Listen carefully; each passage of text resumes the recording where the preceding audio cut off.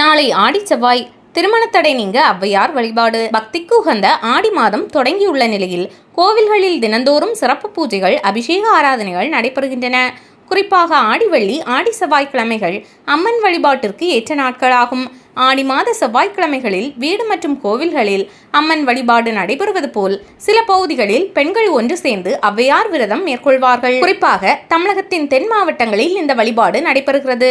ஆடி செவ்வாய் இரவு ஊரில் உள்ள வயதில் மூத்த சுமங்கலி பெண் தனது வீட்டில் மற்ற பெண்களுடன் இணைந்து பச்சரிசி மாவினை கொண்டு உப்பில்லா கொழுக்கட்டையை தயார் செய்து ஔவையாருக்கு படைத்து ஔவையாரின் கதையை மற்ற பெண்களுக்கு கூறி வழிபாடு நடத்துவர்.